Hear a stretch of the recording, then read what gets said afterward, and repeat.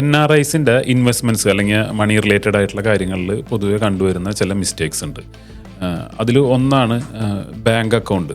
Bank അക്കൗണ്ടിൽ സംഭവിക്കണമെന്ന് വെച്ച് കഴിഞ്ഞാൽ ശരിക്കും ഒരാൾ NRI സ്റ്റാറ്റസിലായിക്കഴിഞ്ഞാൽ റെസിഡൻറ്റ് സ്റ്റാറ്റസിൽ അല്ലെങ്കിൽ ഒരു നോർമൽ സ്റ്റാറ്റസ് ഓർഡിനറി സ്റ്റാറ്റസിലുള്ള ബാങ്ക് അക്കൗണ്ട് കീപ്പ് ചെയ്യാൻ പാടില്ല എന്നുള്ളതാണ് റൂൾ പ്രകാരമുള്ളത്. പക്ഷെ നമുക്ക് കാണാം പലപ്പോഴും നോക്കിക്കഴിഞ്ഞാൽ മിക്കവർക്കും തന്നെ ഈ സ്റ്റാറ്റസ് അപ്ഡേറ്റ് ചെയ്യാതെ അവർ റെഗുലർ സ്റ്റാറ്റസിൽ ഉള്ള അല്ലെങ്കിൽ ഓർഡിനറി സ്റ്റാറ്റസ് അക്കൗണ്ട് കീപ്പ് ചെയ്യുന്നുണ്ട്. ഇത് പിന്നീട് ചിലപ്പോൾ അത് വയലേഷൻസ് വരാം. അപ്പോൾ അത് അക്കൗണ്ട് ഫ്രീസ് ചെയ്യാനോ അല്ലെങ്കിൽ ഫൈൻ അടിക്കാനോ ഉള്ളൊരു സാധ്യതയുണ്ട്. അപ്പോൾ അത് ഒഴിവാക്കാൻ എല്ലാവരും ശ്രമിക്കുന്നത് നല്ലതാണ്.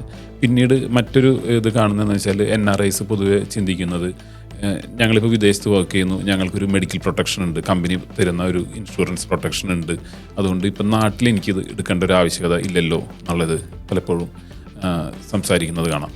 ഇത് ഒരു തെറ്റിദ്ധാരണ എന്ന് പറയാൻ കാരണം എന്താണെന്ന് വെച്ച് കഴിഞ്ഞാൽ നിങ്ങളിപ്പോൾ വർക്ക് ചെയ്യുന്ന അത്രയും കാലം ആ കമ്പനി പ്രൊവൈഡ് ചെയ്യുന്ന ഒരു മെഡിക്കൽ പ്രൊട്ടക്ഷൻ നിങ്ങൾക്കുണ്ട്.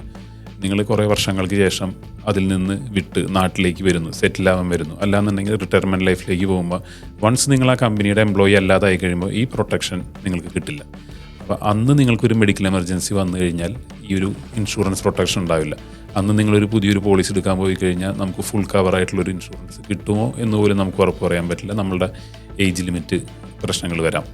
പിന്നെ ഇനി അഥവാ കിട്ടിയാൽ തന്നെ ഒരു ഹൈ പ്രീമിയം കൊടുത്ത് കുറേ ടേംസ് ആൻഡ് കണ്ടീഷൻസ് ഒക്കെ വെച്ചിട്ടായിരിക്കാം നമ്മൾക്ക് കിട്ടാൻ പോകുന്നത്. അതുകൊണ്ട് NRIs നിങ്ങൾ ഇപ്പോൾ വർക്ക് ചെയ്യുമ്പോൾ തന്നെ നാട്ടിലൊരു നിങ്ങളുടെ ഒരു പേഴ്സണൽ ഇൻഷുറൻസും ഒരെണ്ണം എടുത്തു വയ്ക്കാൻ നോക്കുക. പിന്നെ മറ്റൊരു പ്രവണത കണ്ടുവരുന്നത് വെച്ച് കഴിഞ്ഞാൽ പൊതുവെ ഇൻഷുറൻസ് റിലേറ്റഡ് ആയിട്ടോ അല്ലെങ്കിൽ ഒരു ഇൻവെസ്റ്റ്മെൻറ്റ് റിലേറ്റഡ് ആയിട്ടോ ഉള്ളൊരു ചിന്താഗതിയിൽ അഷ്വേർഡ് റിട്ടേൺ കിട്ടുന്ന രീതിയിൽ പല പ്ലാനുകളും ഇവർ ചെയ്യുന്നുണ്ട്. അപ്പോൾ ഇവരിത് ഇൻവെസ്റ്റ് ചെയ്യുമ്പോൾ പരിഗണിക്കുന്നത് എന്താണെന്ന് വെച്ച് കഴിഞ്ഞാൽ ഞാനിപ്പോൾ ഇൻവെസ്റ്റ്മെൻറ്റ്സ് നടത്തുന്നു, എനിക്കൊരു 15 വർഷം കഴിയുമ്പോൾ എല്ലാ വർഷവും ഇത്ര രൂപ വെച്ച് എനിക്ക് റിട്ടേൺ കിട്ടും എന്നുള്ളതാണ് അവർ നോക്കുന്നത്. ഇത് പലപ്പോഴും നോക്കുന്നത് ഒരു ഇൻഫ്ലേഷനെ ബീറ്റ് ചെയ്തിട്ടോ അല്ലെങ്കിൽ ഇൻഫ്ലേഷനെ മീറ്റ് ചെയ്ത് പോകുന്ന രീതിയിൽ റിട്ടേൺ കിട്ടുമോ എന്ന് ചോദിച്ചാൽ അതിനെപ്പറ്റി അവർ അത്രയ്ക്ക് അങ്ങോട്ട് ബോധവാന്മാരല്ല.